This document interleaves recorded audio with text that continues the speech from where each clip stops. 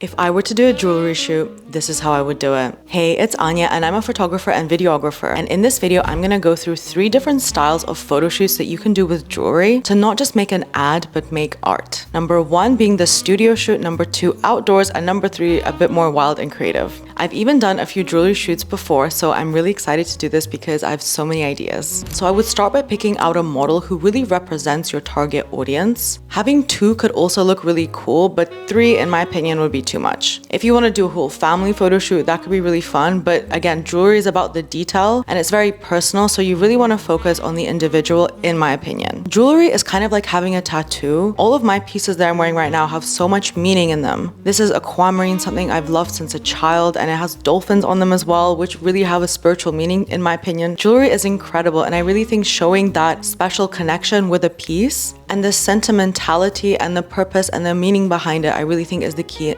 to that shoot. Anyways, so in studio, I like to go for an ivory, cream, off-white, maybe sea mist background. White can be a bit harsh and add too many shadows, so I would go for creamier vibes. Color can also look really good depending on your style, like dark greens, burgundy, blues, but I think something light is just really great and a safe option in my opinion, so I would go for cream. Or maybe even mix it around. You could have a couple of colors, see what works, see what doesn't. Then, as always, I would start with some classic poses just to really warm up, because although some of these are easy and you've probably seen them before, they're super timeless, and it's what's gonna make me personally buy something if I know that it's gonna be forever. I would then do some close-ups, maybe individual body parts. These look really incredible. I really like the close-ups where you can see the model's face just a little bit, so you really get the connection with the person, and have the model do something, maybe look at something, read something. I think giving the model an action really makes the photo dynamic and a little bit more candid. So almost like you're spying on the person, which I think looks really cool. Almost like a scene from a movie. I really love what Sarah Blachba does with all of her photos. So maybe something like that, like it looks like a snapshot from a movie. I wouldn't do any unnatural poses, like no one actually says like that, you know. It just,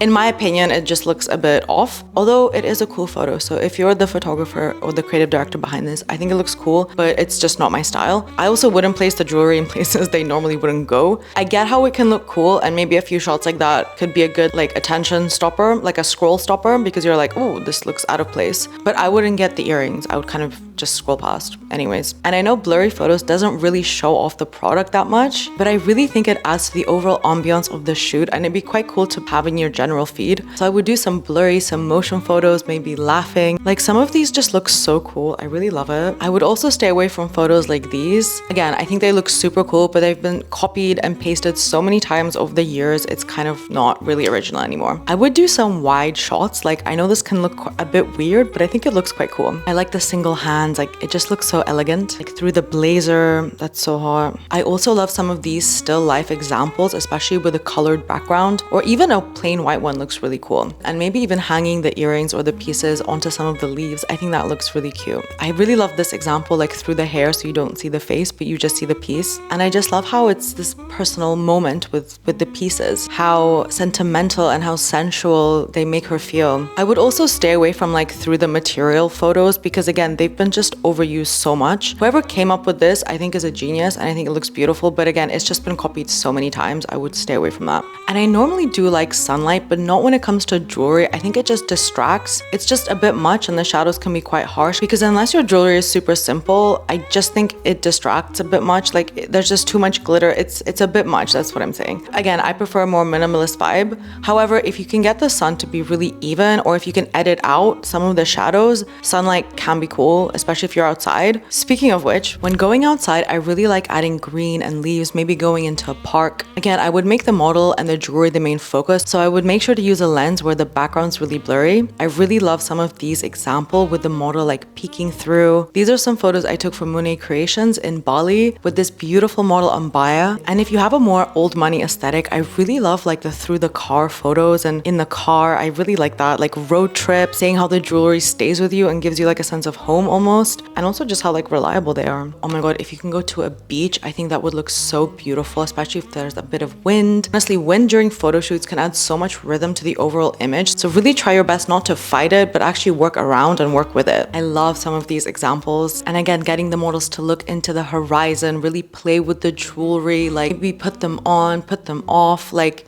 really use them and show the pieces in motion. I love the close-up to the skin. I would try my best to have the shoot during sunrise or sunset. Anytime during lunchtime hours is gonna give really harsh shadows, and jewelry reflects light so much, so it's gonna be hard to remove all of these distractions. So yeah, stick to sunrise, sunset. I would use reflectors. I would get reflectors to make sure we can see the skin. I would try out different lenses, wide lenses, zoom lenses. I think if you're in Europe, definitely check out Greece. There are some photos that I took last year, and honestly, the light there is just so perfect, and the sea is very still, and it's not that windy from what I experienced in August. And if you just walk around, you'll always find some private beaches. I mean, now with generative AI, you can remove everyone, so you don't even need a private beach. Some places in Italy can be also very beautiful, or some places in the Canary Islands like Lanzarote that can give like a very like jungly almost feel. Bali is a bit far, especially if you're in Europe, but here are some photos I took in Bali. You can get these incredible places, especially this beach in Uluwatu, which is the south. I love this photo with the scarf. I honestly don't know who took this, but I really like the direction here. I think it stands out. And if you have a very futuristic style when it comes to jewelry, I would actually check out Vogue China's work. It's so not my style. I think it looks a bit weird, but like it looks really cool at the same time. I love the like bright blue photos and the